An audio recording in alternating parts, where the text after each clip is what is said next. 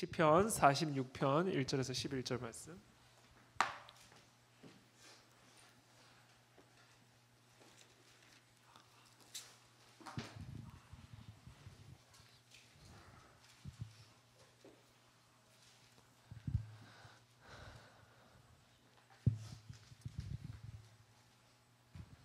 시편 46편 한번 한 절씩 저 여러분들이 한 절씩 교독하겠습니다. 저부터 읽겠습니다. 시편 46편입니다. 하나님은 우리의 피난처시요 힘이시니 환난 중에 만날 큰 도움이시라.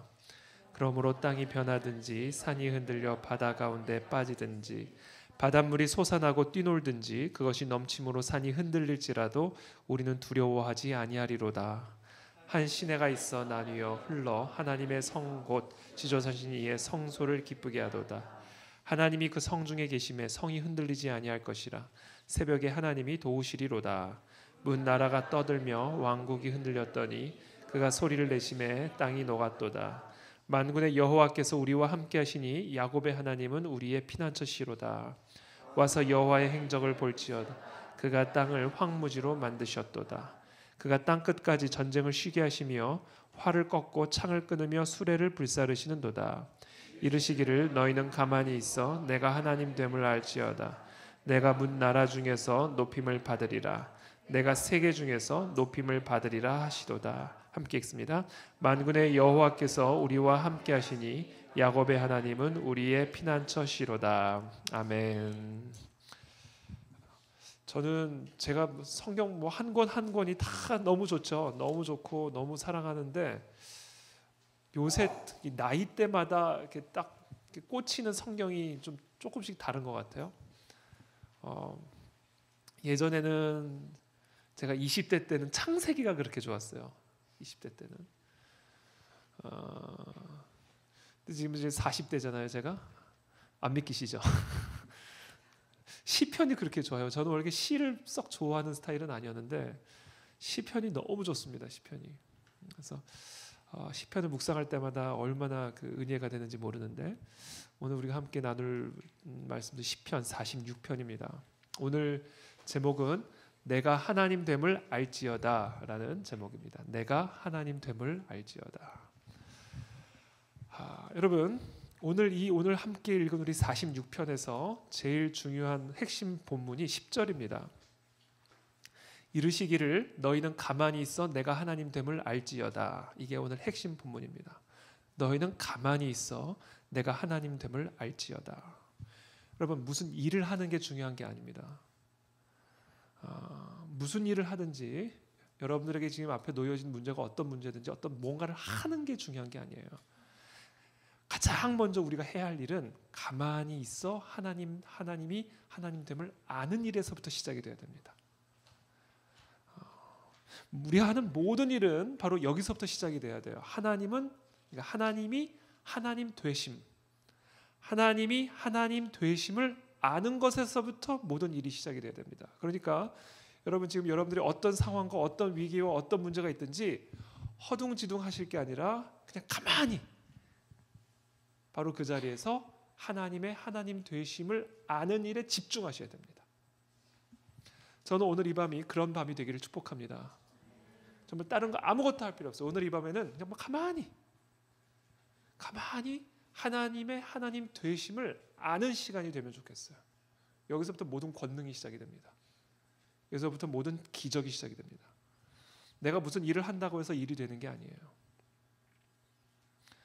우리의 시선을 하나님이 어떠한 분인지, 하나님의 형상, 하나님의 성품, 하나님의 능력, 하나님의 그 임재에 우리의 시선이 집중이 되어질 때 거기서부터 나를 통하여 모든 기적과 권능들이 나오기 시작한다는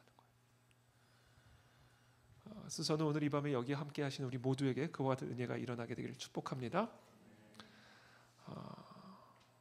그래서 오늘 하나님은 우리들에게 명령하시는 거예요. 오늘 하나님 우리에게 말씀하시는 명령입니다. 너희는 가만히 지금 내가 너의 하나님 됨을 알지어다.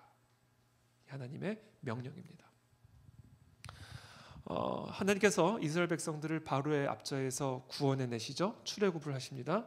그래서 이제 인도를 하시는데 홍해가 앞에 이제 나왔어요. 막 이제 출애굽에서 나오는데 앞에 홍해가 펼쳐져 있는 거예요. 그러니까 이스라엘 백성들이 뭐라고 얘기를 하냐면 이렇게 얘기합니다. 그들이 또 모세에게 이르되 애굽에 매장지가 없어서 당신이 우리를 이끌어내어 이 광야에서 죽게 하느냐? 어찌하여 당신이 우리를 애굽에서 이끌어내어 우리에게 이같이 하느냐? 지금 애굽에서 무덤자리가 없어가지고 우리를 여기까지 끌어냈냐라는 거예요. 앞에 홍해가 있으니까 뒤에서는 애굽의 군대가 쫓아오죠. 앞은 홍해죠. 그러니까 지금 말하는 겁니다. 지금 애굽에 무덤자리가 없어서 지금 여기까지 우리를 끌어냈냐고.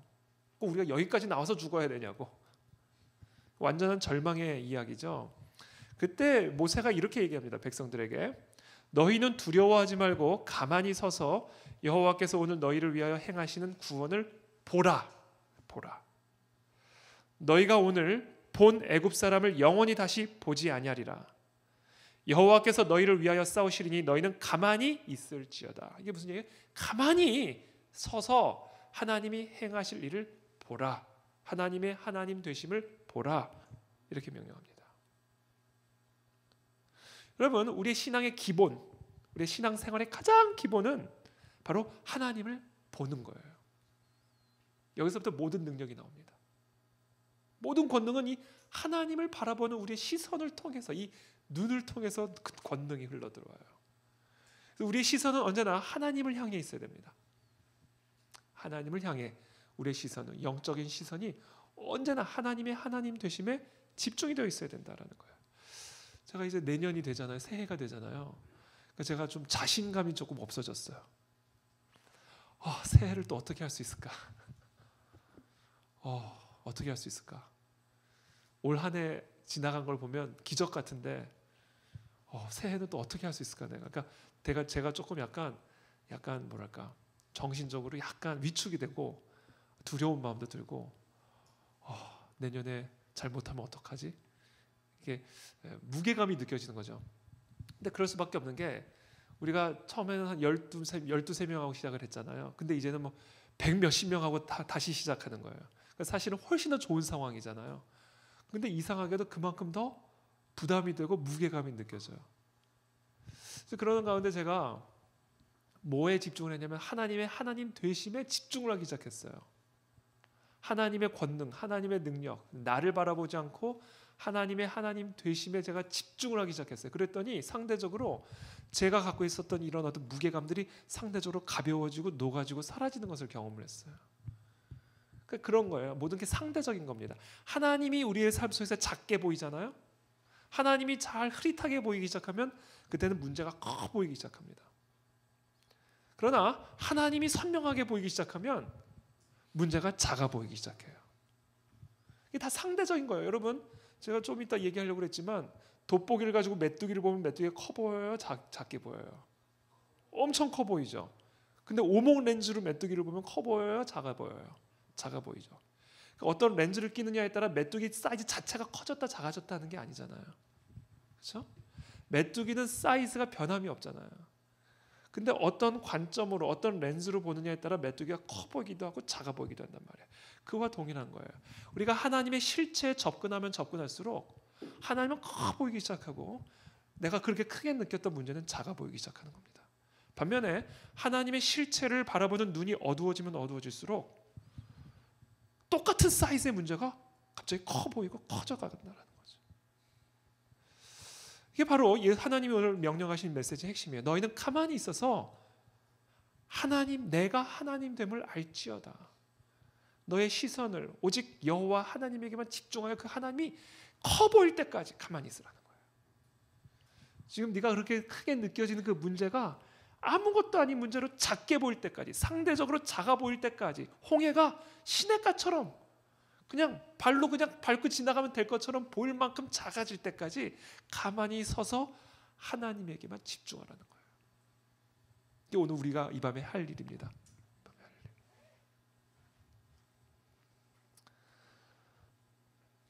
그래서 우리의 신앙의 기본, 우리의 신앙의 가장 기본은 하나님을 바라보는 거예요. 하나님은 누구신가를 바라보는 겁니다. 하나님의 영광, 하나님의 실체를 바라보면 바라볼수록 우리의 모든 상황, 그것이 홍해든 바로의 군대든 그것을 비로소 제대로 볼 수 있는 눈을 갖게 된다는 거예요. 여러분, 그래서 진짜 현실은요, 하나님을 통해서만 볼 수 있을 때 진짜 현실을 봅니다. 홍해의 진짜 현실은요, 그냥 바닥이에요, 바닥. 그게 진짜 현실이었어요. 그렇죠? 우리가 하나님을 통해서 홍해를 보면 그것은 지나갈 수 있는 바닥에 불과한 거예요.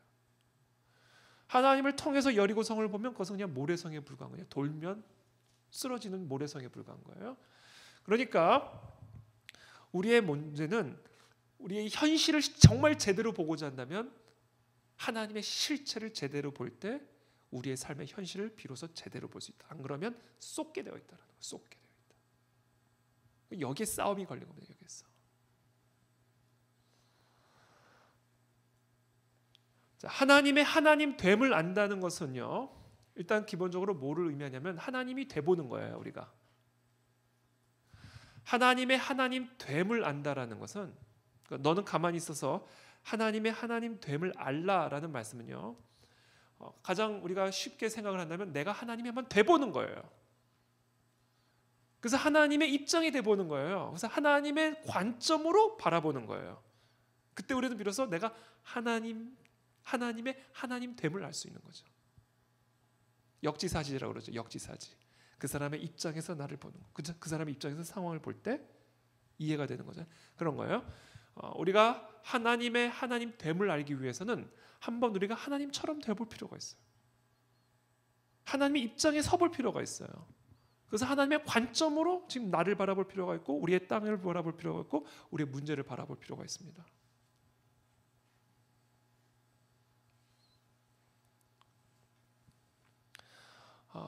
하나님이라면 지금 이 문제를 어떻게 바라보실까? 이걸 한번 생각해 보는 거죠. 이게 하나님의 하나님됨을 아는 것의 의미입니다. 하나님도 이 문제 앞에서 벌벌 떨고 계실까? 이게 하나님의 관점을 갖는 거예요. 하나님도 이 부분 앞에서 그렇게 주눅이 들었을까? 위축이 될까? 하나님이라면 이 문제를 어떻게 처리하셨을까? 하나님의 입장이 되어서 하나님의 눈으로 나의 문제를 한번 바라보는 겁니다. 이게 하나님의 하나님됨을 아는 겁니다. 만약에 저와 여러분들이 하나님의 관점을 갖게 된다면 어떤 변화가 일어나게 될까요? 이거면 끝나는 거죠. 우리의 눈에 하나님의 관점이 들어오면 그땐 끝나버리는 거예요. 게임이. 그렇잖아요. 뭐라고요, 태엽 형제? 인생 편하게 살 수 있을 것 같죠. 가져야 된다 그러니까. 그게 이 자리라는 거죠. 예배의 자리, 말씀 묵상의 자리, 그렇죠? 하나님의 관점을 우리가 갖게 된다면 우리 태엽 형제 말처럼 인생 편하게 살게 되는 거죠. 그러니까 결국 우리의 신앙의 핵심, 본질은 하나님의 관점을 갖고 살아가는 것에 있다라는 거예요. 저는 오늘 이 밤에 하나님의 관점이 임하게 되길 축복합니다. 그러면 정말 오늘 태엽 형제 말처럼 인생 편하게 되는 겁니다. 인생이 불편한 이유가 하나님의 관점이 없기 때문에 그래요. 그래서 하나님은 오늘 명령하십니다. 가만히 꼼짝도 말고 나의 관점을 가질 때까지 가만히 있으라는 거죠. 그래서 오늘 여러분들 자신에게 한번 질문해 보세요. 여러분들이 어떤 문제를 갖고 오셨을 것 아니에요? 여러분들의 삶에 어떤 문제가 있고 도전이 있을 것 아니에요? 그것이 어떤 문제고 어떤 도전이든 하나님의 눈에는 그게 어떻게 보일까를 오늘 질문해 보십시오. 그리고 그 관점을 가지고 집으로 돌아가십시오.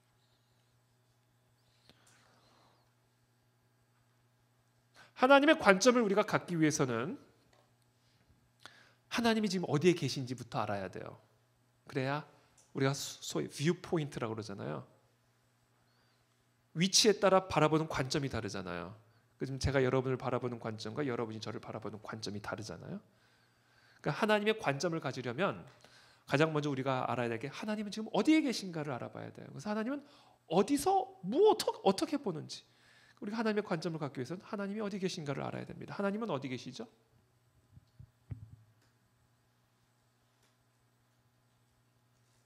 하나님은 어디 계시죠? 전도사님? 하나님은 하늘에 계시죠. 하늘에 계신 우리 아버지요.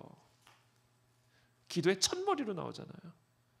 기도의 첫머리에 하늘에 계신 하나님이 계신 위치가 나오는 게 괜히 나온 게 아닙니다. 거기서부터 기도가 시작이 돼야 된다. 하나님의 관점은 하나님이 어디에 계신지부터 시작이 된다라는 거예요. 하나님이 어디 계시다고요? 하늘에 계신 우리 아버지요. 그러니까 우리가 하나님의 관점을 갖기 위해서는 하늘에서 바라볼 필요가 있어요. 하늘에서. 그게 우리가 이 물리적으로 우리가 하나님이 될 수는 없잖아요. 그러니까 하나님의 관점이 어떨까를 물리적으로 우리가 이해해 보기 위해서 하늘에서 한번 바라볼 필요가 있다는 거예요. 하늘에서. 여러분 비행기 타고 올라가면 올라갈수록 어떻게 보여요? 땅에 있는 것들이 작아 보이잖아요. 그러니까 똑같은 물건이 우리가 올라가면 작아지는 게 아니라 관점이 높아지니까 똑같은 그 롯데타워도 성냥개비처럼 보이는 거예요. 성냥개비. 톡 치면 날아갈 처럼 보이잖아요. 자동차들은 어떻게 보여요? 제 눈엔 바퀴벌레처럼 보이더라고요. 바퀴벌레. 일렬로 막 시커먼 것들 막. 큰 차가 그게 벤츠든 마이바흐인가요? 마하바흐든 아니면 소나타든 아니면 뭐 티코든 하늘에서 보면 다 똑같아요. 다 바퀴벌레. 어디론가 막 끊임없이 달려가는 바퀴벌레들이 있어요. 좋은 집이든 나쁜 집이든 그렇게 큰 한강도 한 걸음에 넘어갈 수 있을 것처럼 보이는 강이 돼버리잖아요. 다 미니마이즈가 돼버립니다. 그러니까 이게 높이 올라가면 올라갈수록 모든 게 다 미니마이즈가 돼요. 그래서 어떤 착시 현상이 일어나냐면 저 치면 날아갈 것 같고 훅 마시면 한강도 다 빨아버릴 수 있을 것 같고 이게 우리가 하나님의 관점을 물리적으로 우리가 육신의 옷을 입고 상상할 수 있는 한 방법입니다. 이게 하늘에 계신 아버지께서 이 땅을 어떻게 바라보실까?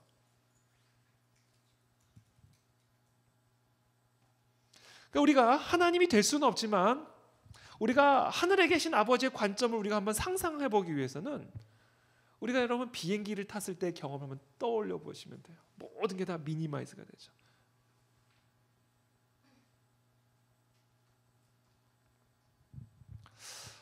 이와 같이 우리가 이 땅에서 어떤 문제를 해결하거나 어떤 도전과 어려움을 극복해 나가기 위해서는 가장 먼저 이 하늘에 계신 우리 아버지의 관점을 갖는 이 일부터 시작해야 됩니다. 그 관점으로 보니 여리고 성도 모래성처럼 조그맣게 보이게 되는 것이고 그 하늘에서 하나님이 보실 때 가나안의 네피림들이 무엇으로 보이셨겠어요? 그 하늘에서 하나님이 보셨을 때 그 바로가 어떻게 보이셨겠어요? 인간끼리나 바로가 바로처럼 보이지 저 하늘 위에 계신 하나님께서 바라보실 때 그 바로의 그 권력이 어떻게 보이셨겠냐? 아무것도 아닌 거죠. 바로 그 관점을 우리가 가질 필요가 있다는 거죠. 이처럼 우리가 하나님의 눈으로 비추어진 여리고성을 바라볼 때 하나님의 눈에 비추어진 홍해를 바라볼 때 우리는 무엇을 깨닫게 되는가? 오늘 본문의 1절에 나타난 이 말씀을 깨닫게 됩니다. 하나님은 우리의 피난처시요 힘이시니 환난 중에 만날 큰 도움이시라는 사실을 깨닫게 됩니다. 하늘의 관점을 가질 때 하늘에 계신 하나님의 관점을 가질 때 하나님은 우리의 피난처가 되시고 힘이 되시고 어떤 환난 속에서도 큰 도움이 되시는 것을 깨닫게 된다라는 거죠. 이사야서 40장에 보면 이런 말씀이 있습니다. 제가 한번 읽어드릴게요. 이사야서 40장 15절에서 18절 말씀입니다. 보라 그에게는 열방이 통에 한 방울 물과 같고 저희의 작은 티끌 같으며 섬들은 떠오르는 먼지 같으리니 레바논은 땔감에도 부족하겠고 그 짐승들은 번제에도 부족할 것이라. 그의 앞에는 모든 열방이 아무것도 아니라 그는 그들을 없는 것 같이 빈 것 같이 여기시느니라. 그런즉 너희가 누구를 하나님과 같다 하겠으며 무슨 형상을 그에게 비기겠느냐. 이게 하나님의 관점이에요. 하늘에서 바라보는 하나님의 관점. 열방이 전 세계가 통에 한 방울 물처럼 보인다라는 거예요. 작은 티끌처럼 보인다는 거예요. 전 세계에 펼쳐진 섬들은 떠오르는 먼지처럼 보인다는 거예요. 저 하늘 꼭대기에서 보실 때. 이게 하나님의 관점이에요. 하늘에 계신 아버지가 바라보는 관점입니다. 레바논은 땔감에도 부족하겠대요. 땔감. 레바논은 특별히 백향목으로 유명한 땅이었잖아요. 그게 다 땔감으로 보인다는 거죠. 왜 우리 뭐 장작해 쌓아놓은 거 보면요. 쌓아놨잖아요.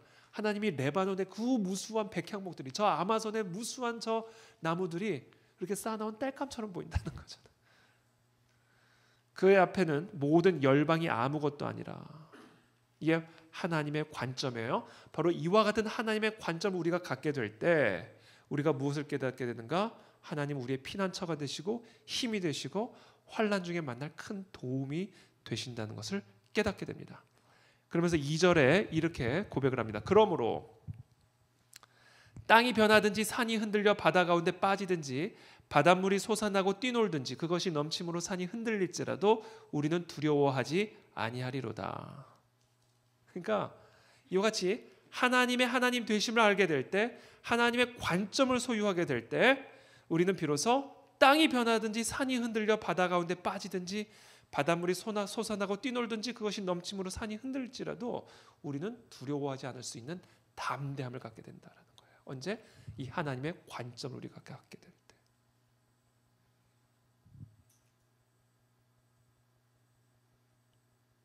하나님의 관점을 가지고 있게 될 때 우리는 어떤 것도 두려워하지 않을 수가 있다라는 겁니다. 6절부터 계속 읽어드릴게요. 문 나라가 떠들며 왕국이 흔들렸더니 그가 소리를 내심에 땅이 녹았도다. 만군의 여호와께서 우리와 함께 하시니 야곱의 하나님은 우리의 피난처시로다. 와서 여호와 행적을 볼지어다. 그가 땅을 황무지로 만드셨도다. 그가 땅 끝까지 전쟁을 쉬게 하시며 활을 꺾고 창을 끊으며 수레를 불사르시는도다. 여러분, 바로 이 하나님의 관점을 갖게 될 때 우리는 어떤 상황에서도 두려워하지 않을 수 있는 권능을 갖게 된다라는 겁니다. 바람과 파도를 잔잔케 하시는 것을 보았을 때 제자들이 뭐라고 그래요? 이분이 누구시길래, 이분이 어떤 분인지에 대한 눈이 열리잖아요. 아, 이분이 바람과 파도도 잠잠케 하실 수 있는 분이구나 라는 이 눈이 열릴 때 물이 솟아나고 산이 흔들려도 두려워하지 않을 수 있는 권능을 갖게 된다는 거예요. 여러분, 나는 부활이요 생명이 나를 믿는 자는 죽어도 살겠고 무릇 살아서 나를 믿는 자는 영원히 죽지 아니하니 이것을 네가 믿느냐? 그러니까 죽은 자도 다시 살리실 수 있는 그 예수 그리스도, 그 주님의 관점, 죽은 나사로의 무덤 앞에 서 있는 그 예수 그리스도의 관점을 가지게 되면요, 우리가 갖게 되면요, 죽음 앞에서도 평안할 수가 있다라는 거. 심지어 여러분, 이게 상상이 됩니까? 내가 이제 곧 죽게 되는데 너무 평안할 수 있다라는 게 가능할까요? 근데 그 죽음을 이길 수 있는 평강이 언제 가질 수 있다고요? 죽음을 바라보는 예수님의 관점을 가질 때. 이 관점의 문제다라는 거죠.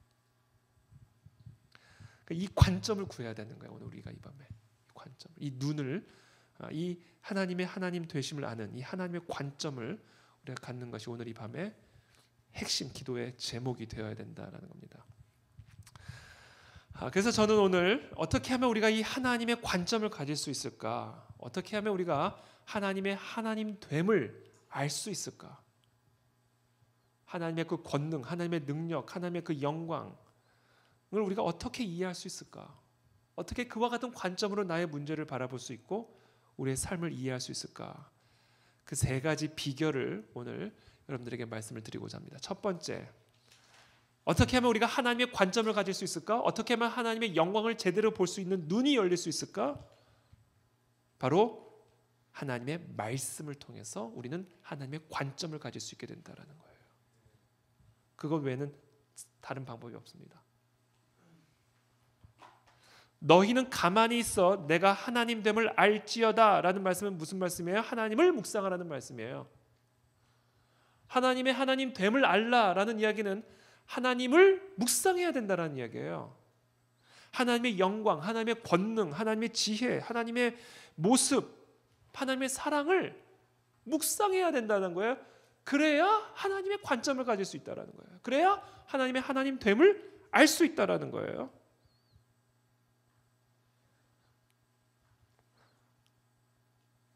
우리가 누군가를 사랑하면 그 사람의 관점을 갖게 돼. 아, 이 사람이 이걸 좋아하겠다. 아, 이 사람이 이걸 별로 안 좋아하겠다. 우리가 누군가를 계속 생각하고 누군가를 계속 묵상하면 그 사람의 관점을 갖게 되는 것과 마찬가지예요. 우리가 하나님을 묵상할 때 우리는 하나님의 관점을 갖게 되고 그 관점으로 우리가 우리를 바라볼 수 있게 된다는 거죠. 그렇다면 우리는 어떻게 하나님을 묵상할 수 있어요? 하나님의 모습을 어떻게 묵상할 수가 있어요? 하나님의 말씀을 묵상할 때 우리는 하나님을 묵상하게 되는 겁니다. 그래서 여러분 말씀 묵상에 언제나 여러분들이 큐티를 하든지 하여튼 하나님의 말씀을 묵상할 때 언제나 여러분들이 가장 중심에 두어야 할 핵심 묵상 주제는 하나님은 누구신가입니다. 이 주제를 가지고 여러분들이 어떤 본문을 묵상하든 이것을 가지고 묵상해야 돼요. 그럴 때 우리는 하나님이 누구신가? 하나님의 하나님됨을 이해할 수가 있게 됩니다. 하나님의 실체에 눈이 열리게 되어 있어요.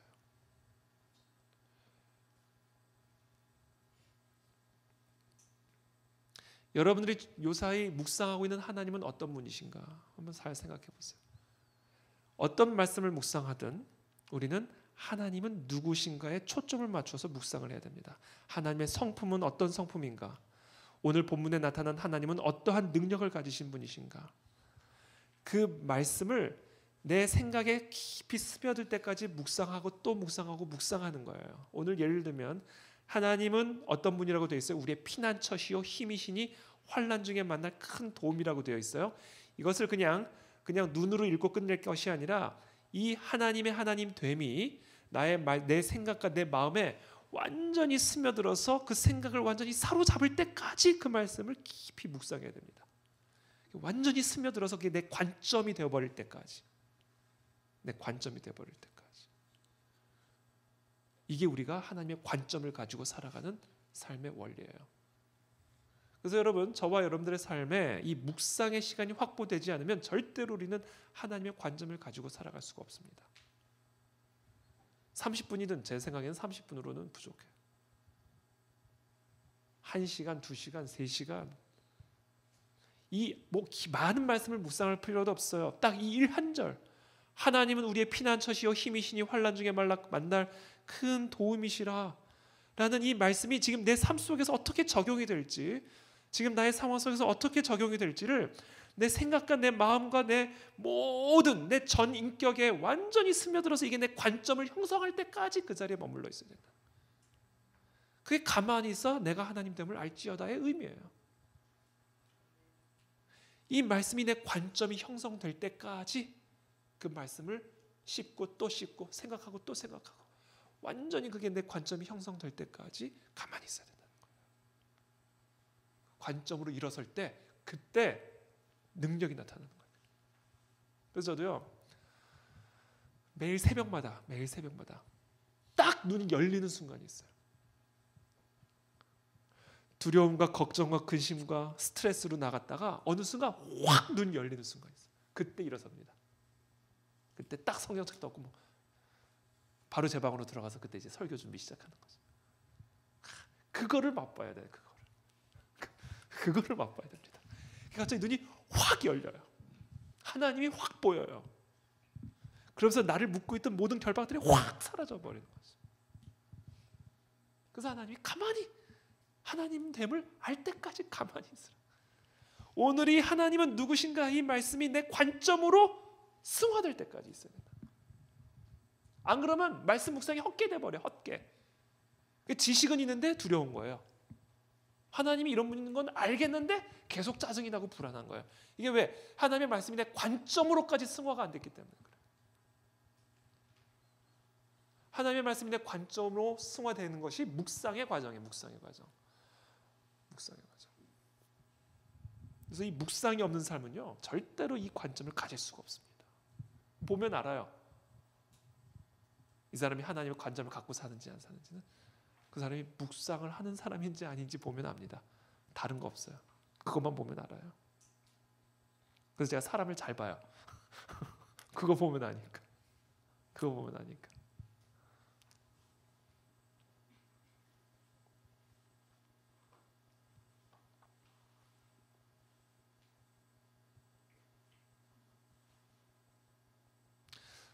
그래서 여러분 이 말씀이 내 안에 들어오면 이게 우리가 흔히 이제 말씀을 묵상하는 것을 이제 음식에 비유를 하는데 제가 한번 제가 설명도 드린 것 같은데 그 초식 동물은 그걸 하잖아요. 그 되새김질을 하잖아요.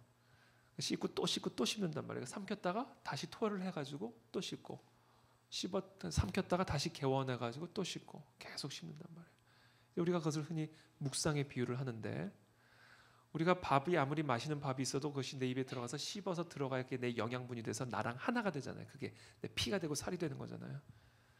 그러니까 이 말씀이 내 안에 들어와서 내 관점이 되는 거, 이 과정을 이제 묵상이라고 얘기를 하는데, 이 묵상을 위해서는 여러분들이 이건 또 좀 큐티 묵상으로 넘어가기 때문에 조금 벗어나긴 합니다만, 이와 같은 이 묵상의 과정을 통해 하나님의 말씀이 내 안에 들어와서 그것을 씹고 또 씹고, 이렇게도 비춰보고 저렇게도 비춰보고, 내 생각에 이렇게도 살펴보고 저렇게도 살펴보면서 어떻게 해서든지 내 생각과 관점에 이 말씀이 스며들도록 하는 그 과정 속에서 어느 순간 그 말씀이 내 감정을 다스리는 걸 경험하기 시작합니다. 내 감정이 말씀에 딱 사로잡혀 버려요. 그 상황에서 나의 관점이 이 하나님의 말씀에 확 사로잡혀 버린단 말이에요. 그 묵상의 과정을 통해서. 그때 비로소 하나님의 하나님 됨이 보이기 시작하고 하나님의 관점을 갖게 되는 거예요.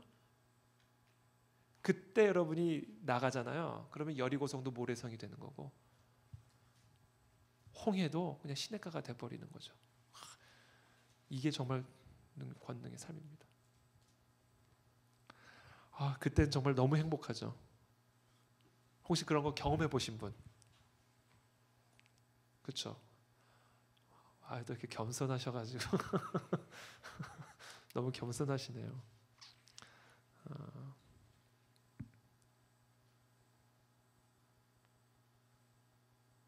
그래서요, 이 말씀을 묵상하면요, 어떤 고백이 나오냐면 이런 고백이 나옵니다. 곧 많은 순금보다 더 사모할 것이며 꿀과 송이꿀보다 더 달도다. 이 고백이 나와요. 이게 뭔지를 압니다. 이게 무슨 말인지. 금 좋잖아요. 근데 순금보다 더 좋다는 거예요. 왠지 아세요? 하나님의 하나님됨이 보이는 순간 순금 그냥 돌멩이에 불과한 거예요. 꿀과 송이꿀보다 더 달도다. 송이꿀이 얼마나 답니까? 그런데 이 하나님이 보이는 순간, 하나님의 하나님됨이 보이는 순간, 그 어떤 것으로도 나의 영혼을 달콤하게 만들 수 없는 그 달콤함을 경험하게 된다. 이 맛을 보기를 원하는 거죠. 이 맛을. 그래서요, 이 맛을 본 사람은요, 그래서 기도를 더 많이 하게 됩니다. 너무 좋으니까. 기도를 그렇게 오래 해? 이거는 이 맛을 아직 못 봐서 그런 거예요. 그렇게 말씀을 오래 묵상해. 그러니까 이 말씀을 묵상하면 할수록, 이 맛을 보면 볼수록 우리는 더 기도하게 되고, 더 하나님을 찾게 되고, 더 예배 자리를 사모하게 되어 있다라는 것이죠. 왜냐하면 우리가 이 말씀 묵상을 통해 하나님의 실체를 볼 수 있는 눈이 열리게 되기 때문에 그래요. 그래서 우리의 삶 속에서 금보다 더 귀한 것, 꿀보다 더 달콤한 것은 바로 하나님의 실체를 볼 수 있는 그 눈을 갖는 겁니다. 그 관점. 바로 그 관점을 갖게 하는 것이 묵상이다라는 겁니다. 묵상. 그래서 시편에 보면 이런저런 말씀들이 많이 있는데 제가 한번 쭉 한번 몇 가지 말씀들을 한번 읽어봐 드릴게요. 여호와의 율법은 완전하여 영혼을 소성시키시며 여호와의 증거는 확실하여 우둔한 자를 지혜롭게 하며 여호와의 교훈은 정직하여 마음을 기쁘게 하고 여호와의 계명은 순결하여 눈을 밝게 하시도다. 눈을 밝게 하시도다. 여호와의 율법은 영혼을 소성시키며 마음을 기쁘게 하며 눈을 밝혀준다라는 거예요.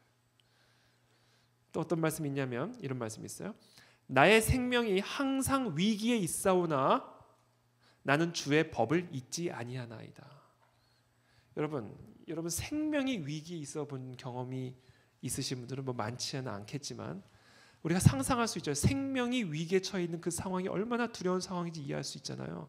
근데 그 상황에서 지금 이 시편의 기자는 뭐라고 고백하냐면 나는 주의 법을 잊지 아니하나이다. 이게 무슨 얘기예요? 주의 법을 기억하는 것만이 이 생명의 위기를 이겨낼 수 있는 힘을 가질 수 있는 방법이다라는 거예요. 악인들이 나를 해하려고 올무를 놓았사오나 나는 주의 법도들에서 떠나지 아니하였나이다.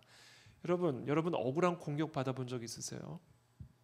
억울한 정말 공격, 뭐라 그러죠? 음해, 나에 대해서 나쁜 평판을 악을 가지고 퍼뜨리는 거, 이런 경험을 해보신 적 있으세요? 얼마나 고통스럽습니까? 얼마나 화가 납니까? 근데 그런 상황 속에서 지금 이 시편의 기자는 뭐라 그래요? 나는 주의 법도들에서 떠나지 아니하였나이다. 그러니까 이거는 그거예요. 여러분들이 어떤 문제를 갖고 있든지 그 문제가 어떤 종류인지 중요한 게 아니에요. 뭐예요? 어떤 상황에서든지 주의 법도를 묵상하고 그 법도가 나의 비전, 나의 관점이 되면 끝나는 거예요. 이게 유일한 대안이다라는 거예요.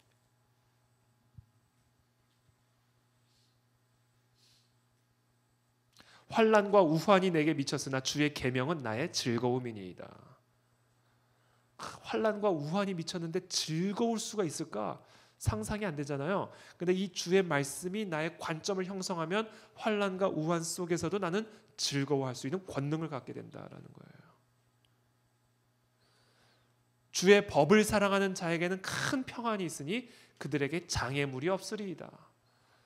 여러분 삶에는 끊임없는 장애물이 나오죠. 허들 경기 같아요. 인생은 하나 넘으면 끝날 줄 알았는데 또 다른 허들이 있고, 그거 넘으면 끝날 것 같았는데 또 다른 허들이 오고, 우리의 인생 어떻게 보면 이 장애물 경기 같잖아요. 계속해서 허들이 온단 말이에요. 그래서 우리의 삶에는 이 평안을 유지한다는 게 쉽지가 않아요. 끊임없이 허들이 올라오니까. 근데 그런 상황 속에서 평안을 누리는 비결이 있는데 그게 뭐예요? 주의 법을 사랑하는 자다. 하나님의 말씀이 나의 관점을 형성할 때 어떤 허들이 오더라도 평안을 유지할 수 있고, 어떤 환난과 우환이 미쳐도 즐거울 수 있고, 어떤 공격과 생명의 위기 속에서도 하나님의 말씀이 내 관점을 형성하는 순간 그것은 다 피라미처럼 보이는, 하늘에서 바라보는, 하늘의 관점으로 바라보는 그런 관점을 우리가 가질 수 있다는 거예요.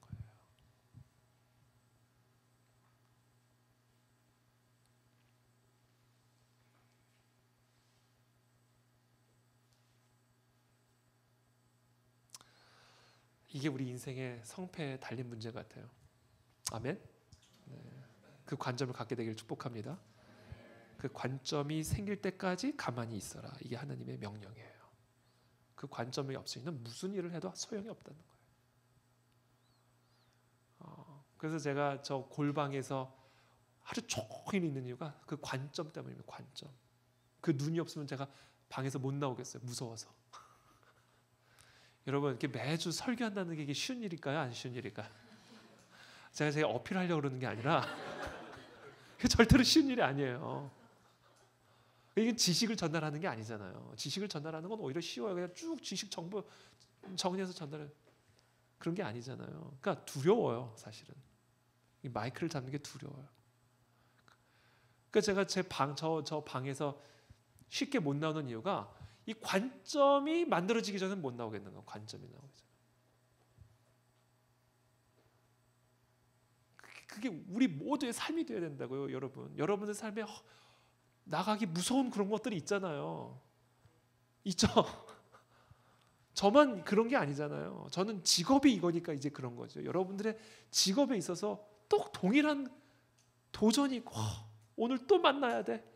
오늘 또 해야 돼. 오늘 또 가야 돼. 이런 거 있잖아요. 그러니까 이거 없이 어떻게 나갈지 나는 그게 이제 상상이 안 되는 거죠. 이거 없이. 그래서 저는 여러분들이 가까운 분들은 다 새벽에 좀 나왔으면 좋겠어요. 여러분 새벽 시간 확보 안 하면 못 가져요. 여러분 출근하면 언제 그 확보합니까? 새벽에 좀 다 나왔으면 좋겠어요. 멋이면 여러분 집 앞에라도 좀 나가서 이 새벽 시간을 확보하지 않으면 이 관점을 가질 수 있는 시간이 없어요. 그래서 새벽이 그렇게 좋아요. 그래서 여기도 이렇게 나오잖아요.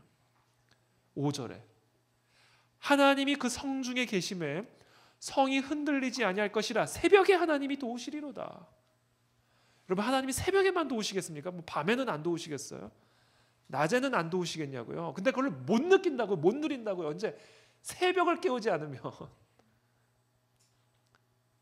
새벽만큼은 누구나 만들 수 있는 시간이잖아요. 일어나기만 하면. 참 저는 이 새벽에 하나님이 도우시리로다. 이 말씀이 이 5절에 탁 박혀 있는 게 너무 신비스러워요. 너무 신비스러워요.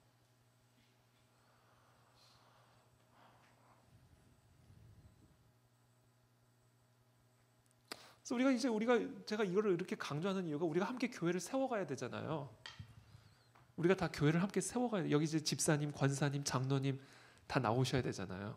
안 그렇습니까, 김다혜 권사님? 우리 김경미 권사님, 그렇죠? 서혜원 권사님, 우리 두 분은요, 우리 교회 권사 되는 게 삶의 꿈이에요. 버킷리스트에 있어요. 걱정하지 말라고 제가 얘기했어요. 걱정하지. 우리 다 그렇게 돼야 되잖아요. 우리 박성권 장로님. 네? 우리가 함께 교회를 세워가야 될 것 아니에요. 근데 이 관점이 없이는 같이 절대로 못 세워요. 절대로 못 세워요. 이 관점이 없이 같이 세웠다간 큰일 나요. 그 교회가 깨지는 거예요. 그러니까 여러분들의 인생에 있어서도 중요할 뿐 아니라 이 땅에 하나님, 그리스도의 몸된 교회, 하나님의 군대를 세우기 위해서도 이게 너무 중요해요. 군대가 군대 장관 대신 예수님의 관점을 가지고 한 몸이 돼야 될 것 아니에요.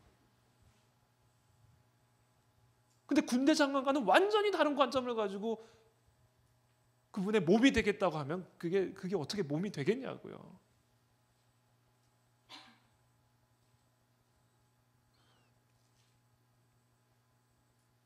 새벽에 나오시길 축복합니다. 내일 새벽은 제가 예배로 해드릴게요. 오늘 철야니까 새벽을 깨워야 돼요. 새벽에 관점이 만들어지는 시간입니다. 새벽에. 그래서 여러분 보세요. 여호수아든 모세든 하나님 앞에 쓰임 받던 다윗이든 하여튼 성경에 하나님의 쓰임 받았던 사람 치고 늦잠 자는 사람이 있었냐고, 새벽을 깨우지 않았던 사람이 있었냐고. 태호 평생. 어? 마음이 어렵죠.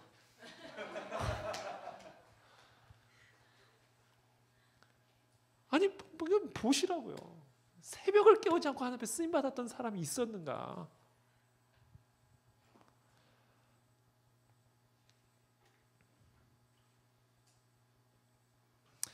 자, 두 번째입니다. 자, 첫 번째는 말씀이에요. 말씀 묵상을 해서 이 말씀이 내 관점이 돼 버려야 돼요.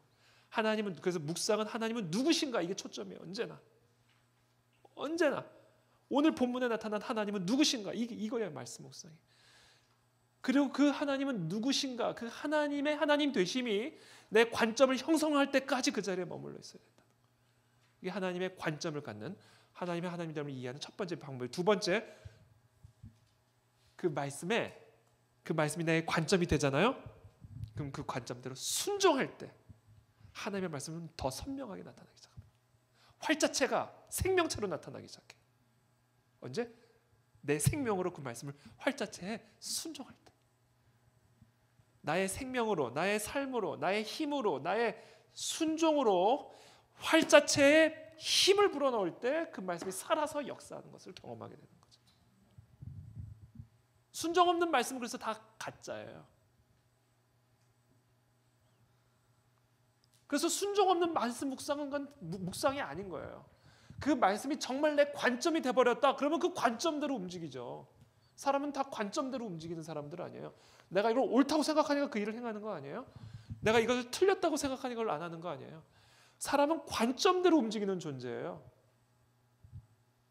그러니까 이 말씀이 정말로 제대로 나의 관점을 형성했다고 한다면 반드시 순종으로 나가게 돼 있어요. 그래서 그 말씀의 능력을 경험하게 되는 겁니다. 말씀이 살아 역사하는 걸 경험하게 돼요. 언제?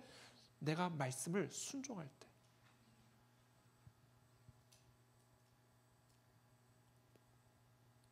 불순종해 보세요. 말씀을 보는 눈이 어두워집니다. 하나님을 보는 눈이 어두워져 버려요. 그래서 불순종할수록 하나님이 캄캄해지기 시작하는 거예요. 불순종할수록. 말씀을 아무리 들어도 소용없어요. 불순종하면, 하나님의 말씀을 거역하고 거부하면 하나님의 하나님됨을 절대로 이해할 수 없습니다. 그래서 여러분 딱 불순종하는 그 순간은 여러분 좋을지 모르지만 결국은 계속해서 삼켜지고 문제는 계속 커져 보이고 모래성만한 것도 큰 여리고성처럼 보이기 시작하고,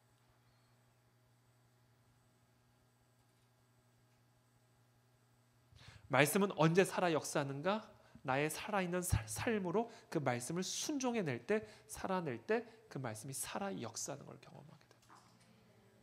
하나님의 하나님 되심이 더 선명하게 보이기 시작해요. 하나님이 일하시는 게 보이니까. 그러잖아요. 보라, 가만히 있어. 홍해 앞에서 어떤 일들이 일어나는지 그냥 보라. 그 말씀에 순종할 때 하나님의 살아계심을 역사하게 되는, 경험하게 되는 거예요.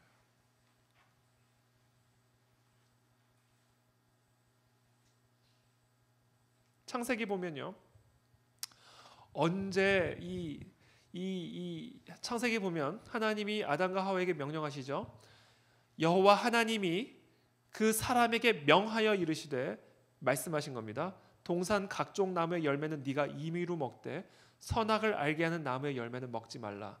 네가 먹는 날에는 반드시 죽으리라 하시니라. 하나님의 말씀이에요. 하나님의 말씀. 근데 뱀이 나타나서 뭐라고 얘기를 해요? 정말 하나님이 그걸 먹지 말라고 그래요. 내가 이렇게 얘기하죠. 정확하게. 동산의 모든 과실을 먹지 말라고 그랬느냐. 이것도 정확하게 얘기해야 돼요. 또 이거 성경을 왜곡하면 안 되니까. 3장 2절을 보시면 창세기 3장 2절에 보시면 1절부터 읽어드릴게요. 뱀은 여호와 하나님이 지으신 들짐승 중에 가장 간교하니라. 뱀이 여자에게 물어 이르되 하나님이 참으로 너희에게 동산 모든 나무의 열매를 먹지 말라 하시더냐. 이게 간교함이 그대로 나타나는 거예요. 언제 하나님이 동산 모든 나무 열매를 먹지 말라고 그랬어요? 다 먹어도 된다고 그랬지. 단 하나 빼고. 그러니까 지금 이걸 하나님의 관점을 지금 왜곡시키는 거예요. 하나님을 바라보는 눈을 지금 왜곡시키는 거예요. 하나님은 다 먹어도 되고 동산 중앙의 것만 먹지 말라고 그랬죠. 근데 마귀는 그 하나님을 딱 왜곡해서 마치 하나님은 다 못 먹게 하는 분인 것처럼 왜곡해서 보여주고 있잖아요. 이 왜곡된 하나님의 관점을 들으니까 어떤 생각이 들어요? 여자가 그 나무를 본즉 나무가 이제 다르게 보이기 시작하는 거예요. 먹음직도 하고 보암직도 하고 지혜롭게 할 만큼 탐스럽기도 한 나무인지라 여자가 그 열매를 따먹고 자기와 함께 있는 남편에게도 주매 그도 먹은지라. 나무가 달리 보이는 거죠. 나무가. 그래서 불순종하게 된 거예요. 하나님의 말씀을 거역하게 된 겁니다. 그러니까 마귀가 항상 하는 마귀가 여기서 이 부분에서 개입하는 거예요. 우리가 하나님의 관점으로 무장하여 그 하나님의 하나님됨을 이해하지 못하게 하기 위해서 어느 부분에서 지금 마귀가 개입을 하게 되냐면 그 하나님의 성품을 왜곡하고 하나님의 그 말씀을 왜곡하여 하나님의 말씀에 불순종케 하는 일입니다. 바로 이 부분에서 마귀가 우리의 삶 속에서 개입을 하여 하나님됨을 알지 못하게 방해하는 일을 한다는 거예요. 그래서 여전히 문제에 사로잡혀 살게 만들고 여전히 두려움에 사로잡혀 만들게 하는 겁니다. 그러니까 이 부분에서 마귀의 역사가 있다는 것을 우리가 인식할 필요가 있어요. 마귀는 언제나 이와 같은 하나님의 성품을 왜곡하여 하나님의 말씀에 순종하면 손해볼 것처럼 이야기를 하고요. 하나님의 말씀에 순종하면 고통스러울 것처럼 이야기를 합니다. 그렇게 하여 하나님의 말씀을 거역하게 합니다. 그렇게 하여 하나님을 바라보는 눈을 흐릿하게 만들어버리는 거예요. 그래서 계속해서 그 문제에 사로잡히게 만들고 탐욕에 사로잡히게 만들고 두려움에 사로잡히게 만들고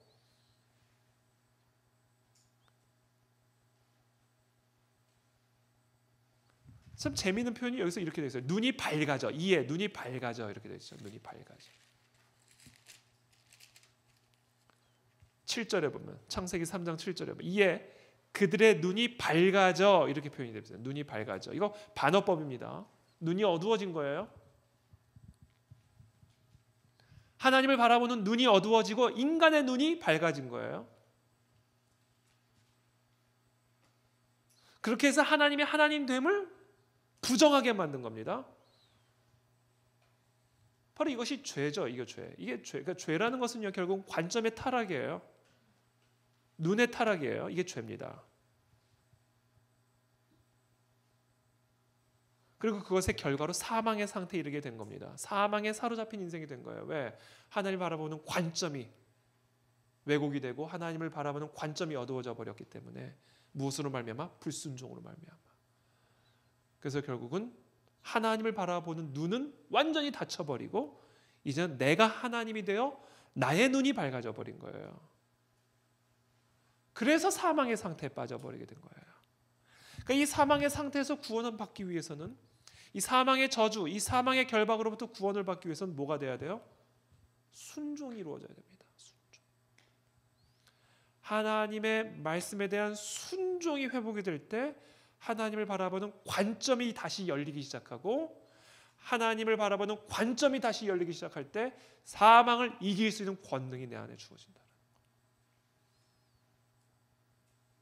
그래서 말씀 묵상을 통해 나의 비전, 나의 관점이 변화되어진 다음에는 그 말씀대로 순종해. 불순종을 꺾어야 돼요. 여러분, 불순종과의 싸움을 해야 됩니다. 여러분, 이 불순종과의 싸움, 이게 곧 마귀와의 싸움이에요. 이게 영적 전쟁의 핵심입니다. 마귀가 여러분 다양한 일을 하는 것처럼 보이지만 아니에요. 마귀는 딱 하나예요. 하나님 말씀 불순종케 하는 거예요. 그러면 눈이 다치니까.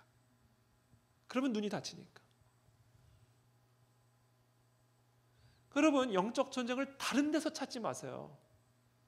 지금 내 안에 불순종의 영이 역사하는지 안 하는지, 이 말씀에 순종하고자 하는지, 말씀에 불순종하는지, 이것과 싸워야 되는 거예요. 이것과 싸워. 왜 우리가 계속해서 마귀에게 끌려가는가? 이 불순종의 문제를 이겨내지 못하기 때문에. 근데 역으로 이야기하면 이 불순종을 이겨내려면 결국 묵상이 강해져야 돼요. 묵상이 강해져야 돼요. 묵상이 강해질수록 하나님은 선명하게 보이고 하나님은 선명하게 볼수록 이 불순종의 고리를 끊어낼 수 있는 권능을 갖게 되는 거예요. 그래서 이 말씀과 순종은 하나예요. 동전앞뒤에. 묵상해야 순종이 되고 순종할수록 묵상이 깊어지고. 그러니까 제가 지난달에도 제가 똑같은 얘기를 했던 것 같은데 제 설교는 항상 똑같아요.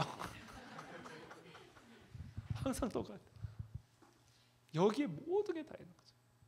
자, 그렇게 되면 세 번째 뭐가 되는지 아세요? 하나님의 말씀을 묵상하여 그 말씀이 나의 관점을 형성하게 되고, 그래서 순종하게 되고, 하나님의 말씀에 순종할수록 하나님은 선명하게 보이기 시작합니다. 하나님이 선명하게 보이기 시작해요. 한번 순종 한번 해보세요, 여러분. 하나님이 선명하게 보입니다. 하나님을 바라보는 관점이 선명해져요. 순종할수록. 그러면 세 번째 뭐가 나오는 데서 예배가, 거기서 이제 예배가 나오는 거예요. 왜? 보이니까 하나님이. 그러니까 예배는요, 내 눈에 보이는 하나님에 대한 나의 반응이에요. 보이지 않는 예배가 어떻게 가능합니까? 그러니까 그게 다 막 음악으로 바뀌어 버리는 거예요. 찬양이, 예배가 프로그램으로 바뀌어져 버리고, 예배가. 아니, 내 눈에 보이지 않는 하나님은 내가 어떻게 예배하냐는 거예요.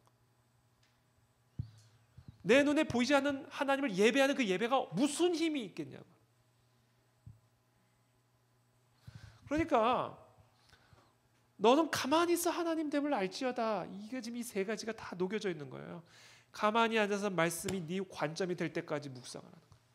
생각과 모든 너의 전인격에 스며들 때까지. 그래서 그것이 너의 관점을 형성할 때까지 가만히 있어라. 자, 그렇게 관점이 되면 그렇게 살게 되어 있어요. 순종하게 되어 있어요. 그렇게 살게 되면 하나님이 더 선명하게 보인다는 거죠. 말씀대로 역사하시는 하나님, 정말 피난처 되신 나의 하나님, 물이 솟아나고 산이 흔들려도 안전케 하시는 그 하나님의 강하시고 능하신 손이 더 선명하게 보이기 시작하는 거예요. 그러니까 예배가 나오죠. 그 환난 앞에서, 그 홍해 앞에서 예배가 나오는 거잖아요. 보여야 예배가 되죠. 보여야.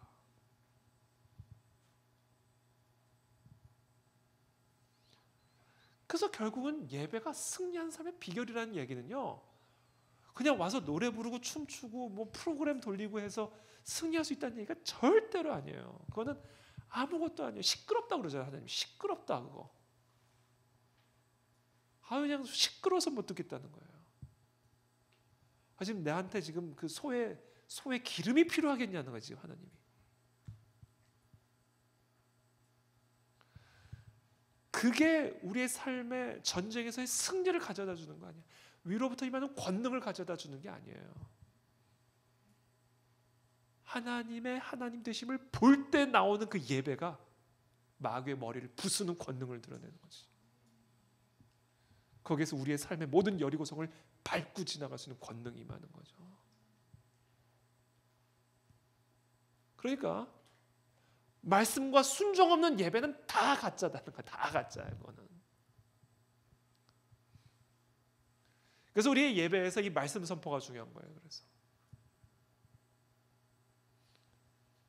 그래서 이 예배 가운데 이 하나님의 말씀이 선포되질 때, 성령의 영감을 받은 정말 하나님의 하나님 되심을 드러내는 말씀이 선포될 때, 그 말씀을 받은 여러분들의 관점을 형성하게 되고, 그 관점을 가지고 나가서 순종할 때 여러분들의 삶 속에서 하나님의 하나님 되심을 선명하게 경험하게 된다는 거예요. 그리고 와서 하나님을 예배하는 거예요. 이 삶의 사이클이 우리 안에서 이루어질 때 우리는 하나님의 영광을 경험하는, 권능을 누리는 그런 인생을 우리가 살아갈 수 있다라는 거죠. 그래서 오늘 10절에 이렇게 이야기를 합니다. 너희는 가만히 있어 내가 하나님 됨을 알지어다. 내가 문 나라 중에서 높임을 받으리라.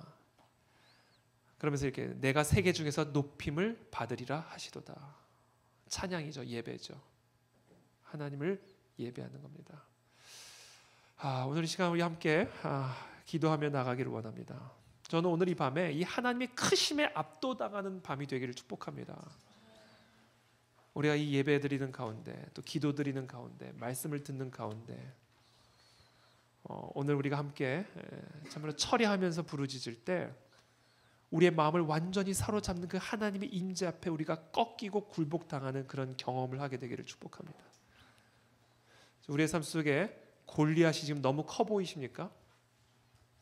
홍해가 너무 깊어 보이십니까? 이 시간 하나님의 관점이 내게 임할 때까지 가만히 하나님을 바라보게 되기를 축복합니다. 이것이 오늘 우리에게 주시는 하나님의 메시지입니다. 너희는 가만히 있어 내가 하나님 됨을 알지어다.